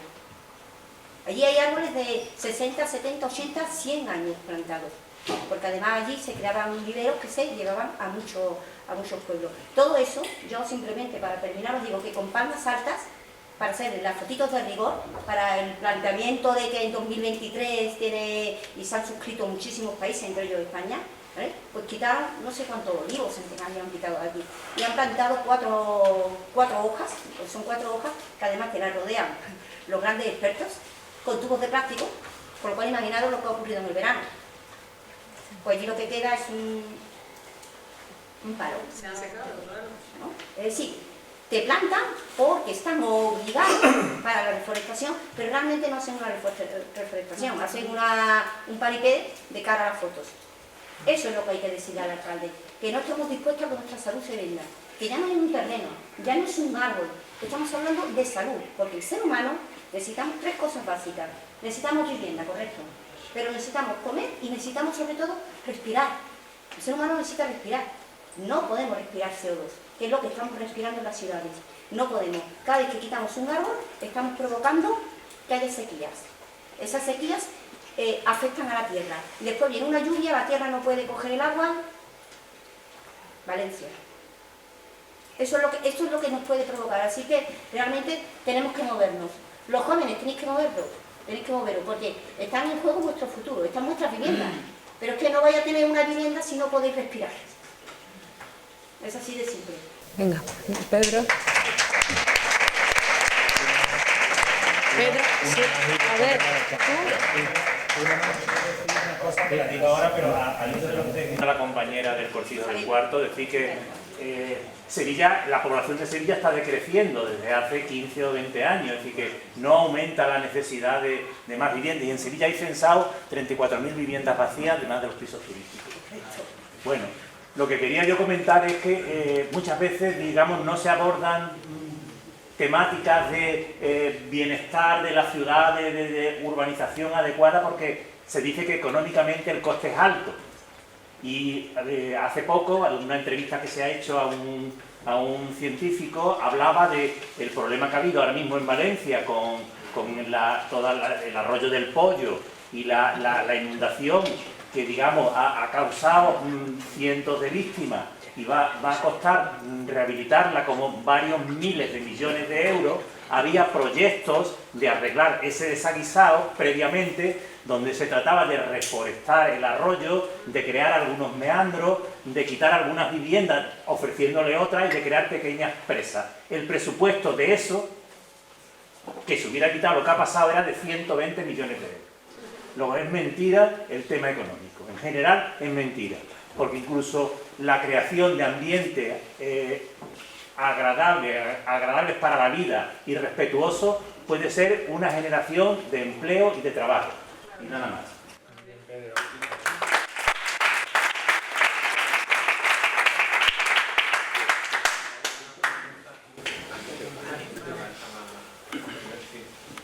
Yo quería preguntaros a nivel local qué obligaciones tiene un ayuntamiento en materia de cambio climático. Yo entiendo, simplemente creo que a nivel personal o menos capacidad de acción, a cierto nivel al que votamos no se está nada, pero a nivel de pequeñas comunidades sí que creo que ahí tenemos cierta capacidad de influir, ¿no? Bueno, ¿por dónde? Yo pido la del negacionismo, me lo pido yo. Bueno, yo las dos. Yo que he terminado, empiezo y que sigan ellas y cierran como quieran.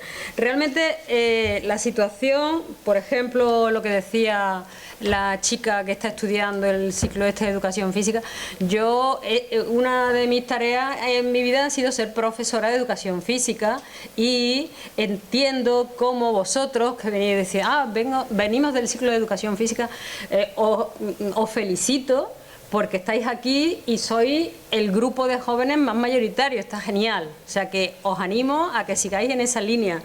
Pero en relación a lo que dice, han hablado de justicia climática.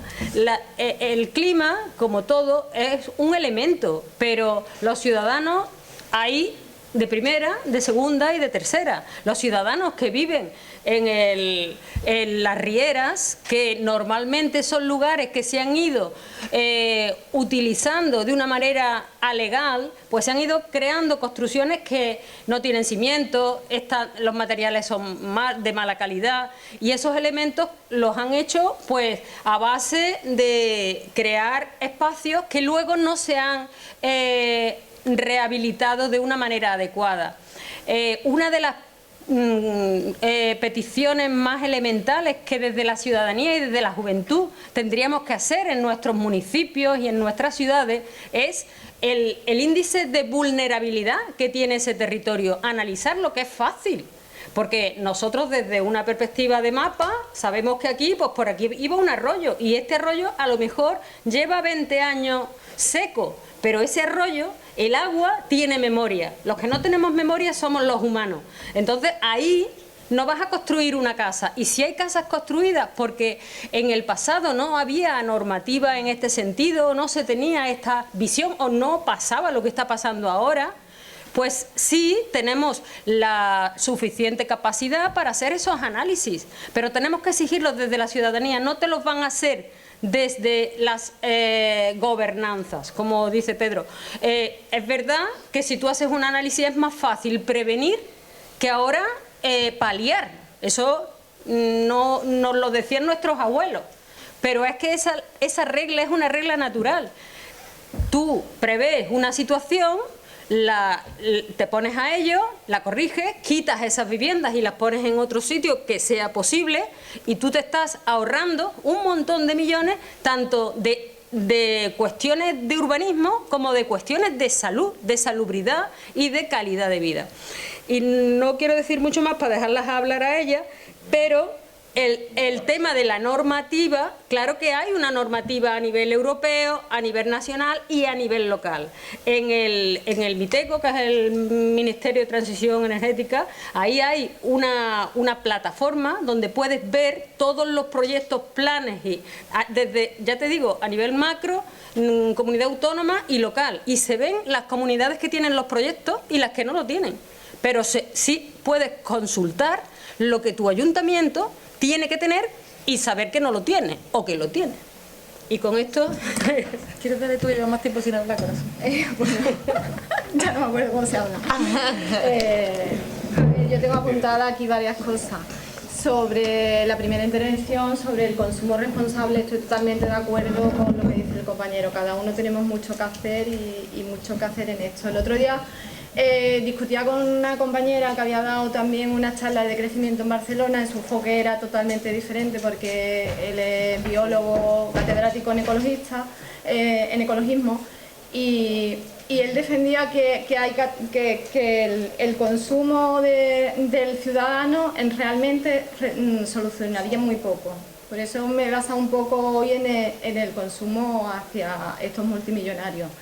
Pero yo discutía con él porque decía que bueno, que puede ser que la emisión de CO2 de los altos capitales sea mucho más alta que la nuestra, pero a nivel de residuos sí estamos contribuyendo mucho, y de ahí estos límites. Él me comentaba que deberíamos de exigir que se anulara esta obsolescencia programada que tienen todos los productos que compramos. Por ahí podríamos hacer algo. Después yo le decía que bueno, que somos en parte cómplices, aunque no estemos, somos cómplices de un sistema, y además no solo somos cómplices, sino que tenemos a estos 50 multimillonarios puestos como si fueran nuestros dioses o los modelos a los que imitar. Si estamos dentro de este mismo consumismo, si no nos salimos de él, todos aspiramos a ello, los quitamos de en medio, van a aparecer otros. Y estamos contribuyendo a que sigan enriqueciéndose estas multinacionales. Tenemos que boicotearlas, ciertamente. Y nuestra forma de boicotearlas creo yo que es esa, no entrando en el plan de este consumismo y exigiéndole a los políticos, vuelvo a lo mismo, pero hay que exigírselo, que nos traten como ciudadanos y no como consumidores o productores, porque ahora mismo el ciudadano, la función que tenemos dentro de este sistema es consumir y producir prácticamente. Poco más, y cada vez es más voraz este tema. Con el negacionismo, pues algo complicado, pero vuelvo otra vez de nuevo a los políticos, lo siento. Primero tenemos que quitar credibilidad a los políticos que están pasando, porque son los que tienen bastante voz. Quitarle credibilidad y no dejar dentro de esta democracia que se permitan ciertas declaraciones que van en contra de los científicos. Tenemos que seguir exigir que escuchar a los científicos y que haya más participación ciudadana. Sobre la DANA, no tengo clara la pregunta de la DANA, ¿cuál era? ¿Que la causa? Es por el cambio climático. Bueno, Valencia siempre ha sido una zona de inundaciones, es cierto, pero de esta magnitud o tal como se está viviendo, influye mucho, por supuesto, el incremento de la temperatura en el Mediterráneo, la gota fría, todo esto ya lo hemos escuchado. Siempre ha habido gotas frías en Valencia también, pero la intensidad y luego la urbanización que se ha hecho en Valencia, como ya hemos visto, el cambiar los cauces de los ríos, el ir en contra de la naturaleza, al final nos sale caro. Y cada vez más dicen que todo eso, que inundaciones ha habido siempre, pero los científicos dicen que van a ser más intensas y más frecuentes. Ese es el problema del cambio climático con los fenómenos meteorológicos, y además se van a dar en más zonas. Ya se han dado en Italia también, todo por el Mediterráneo es un foco ahora mismo tremendo. Entorno social, progreso laboral, de esto yo no, tú lo que quizás ella iba a hablar, bueno, déjala, ya está, ¿no? Y las obligaciones de los ayuntamientos, pues sí hay normativas. Creo que Utrera en concreto tiene un plan municipal contra el cambio climático y creo que Ecologistas de Nación lo denunció hace unos años, bueno, se estaba cumpliendo, pero recurrieron y eso se quedó parado porque el grupo de Ecologistas de Nación que había aquí en Utrera se desmanteló un poco y no sé cómo ha quedado esa historia. Pero se puede ver, se puede consultar con ellos, en los pueblos tenéis más cercanías con los políticos y tal, les podéis preguntar cómo va eso, qué está pasando. Podría ser así. Y bueno, venga, vale. Estamos venga, para no pasar. Ya.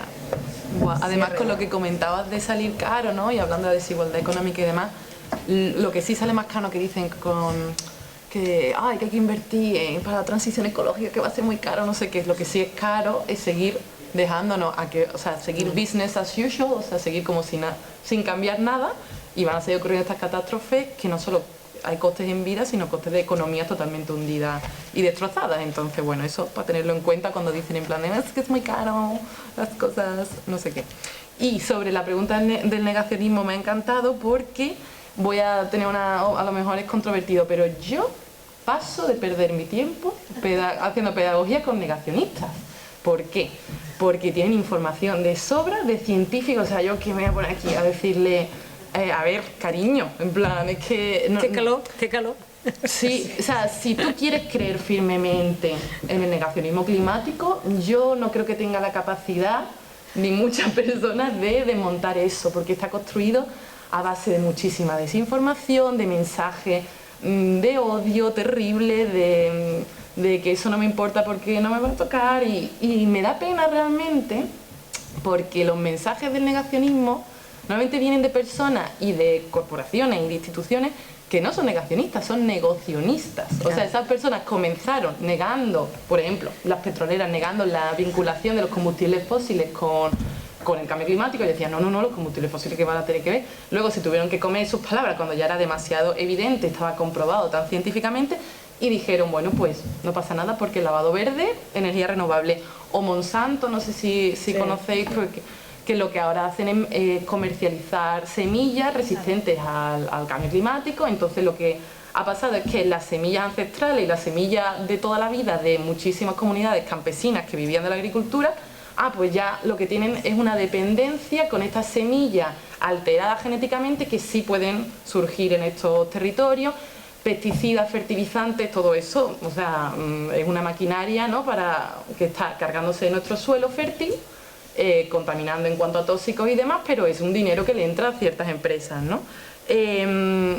Y precisamente estas personas que animan por Twitter y por todas estas plataformas de eso no es cambio climático, el cambio climático no existe, son los que se han construido búnkeres millonarios que podéis mirar en las noticias, que son estos multimillonarios que ya tienen su plan B de escapar del apocalipsis. O sea, yo digo, si te vas a gastar tantos billones en montarte un búnker para el apocalipsis, tío, gástatelo en gestionar la crisis climática, nos hace un favor a todos, pero hasta ahí llega el individualismo, ¿no?, que prefieres tener un búnker de 17 plantas subterráneas con jacuzzi y no sé qué de fiesta.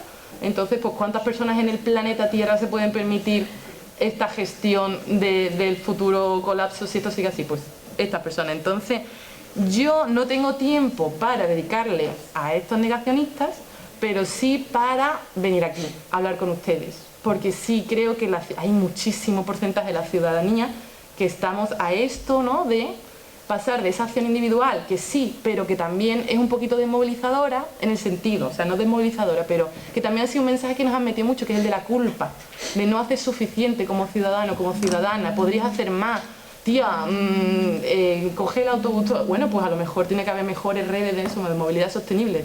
Podríamos tener modelos de esta ciudad de 15 minutos que nos facilitara la existencia, o sea, como sí, podemos tener responsabilidad que movilice, no culpa que nos achique y que nos paralice.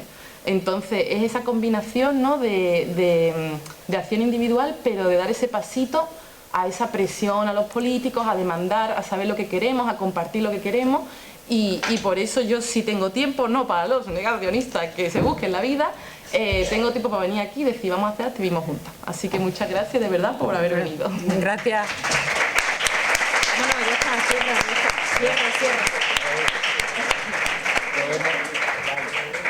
Vamos a cerrar, tenemos un margen de tiempo breve para poder salir, podemos salir por la parte de atrás incluso. Entonces, bueno, por una parte, evidentemente, agradecer la presencia de Marta y Lola, que a mí particularmente me ha encantado, refuerza, a decir, en estas cuestiones hay dos partes, el que no sabe y aprende, y el que sabe un poco y aprende más o se refuerza en los conocimientos que tiene. Por esto estamos hablando de creencias y conocimientos, que en este caso van muy unidos. Darle las gracias al Ayuntamiento de Utrera, en este caso a través de Celín, de concejala de Medio Ambiente. Yo me lo había robado antes el compañero, nosotros desde la red, a los políticos locales, como sabemos somos una entidad local, que por cierto animo a todo el mundo a que se acerque y contacte con nosotros para hacer un poco más de masa, un poco más de presión. A través de las redes sociales nos podéis localizar. Nosotros a todos los políticos, los presentes, los pasados y a los futuros, lo único que les vamos a pedir es valentía. Es decir, hay que ser valiente, porque bueno, hay que reconocer que la situación de un político siempre va a ser difícil en muchos sentidos, pero tiene que ser valiente. ¿Por qué? Porque yo particularmente lo uno con lo que sería la concienciación. Es decir, nosotros desde la red queremos la concienciación de nuestros conciudadanos, de nuestras conciudadanas, pero eso también tiene que venir por parte de los poderes públicos, es decir, de lo que es lo público, que tiene que ser el ayuntamiento, junta, estado, etcétera, etcétera. Y hay que dar los pasos necesarios y suficientes para afrontar y tomar las medidas adecuadas que, aunque no sean en un principio bien aceptadas por todos nosotros, ¿por qué? Porque somos seres humanos y somos cómodos, pero deben de tomar estas medidas, deben de afrontarlo, deben de ser valientes con los riesgos que eso supone. Reconozco que es difícil, pero es necesario que sea así. Bueno, recalcar solamente, se ha repetido mucho la palabra justicia social, sí.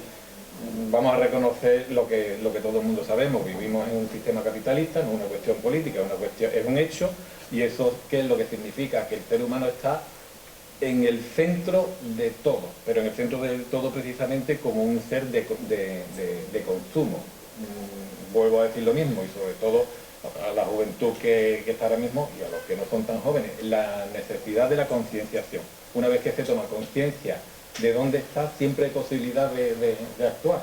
Estoy Fernando lo que decía Rafael y los demás compañeros. Hay que ser conscientes de dónde estamos y a partir de ahí sí se puede tomar algún tipo de medida. Y evidentemente, y una cosa que tiene toda la razón, es el tema de la culpa. No somos culpables.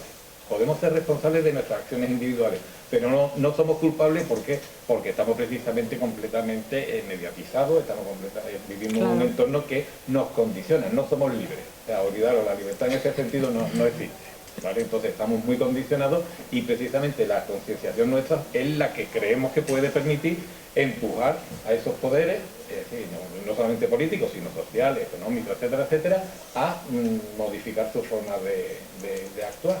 Si no, pues vendrá el diluvio. Muy bien. No,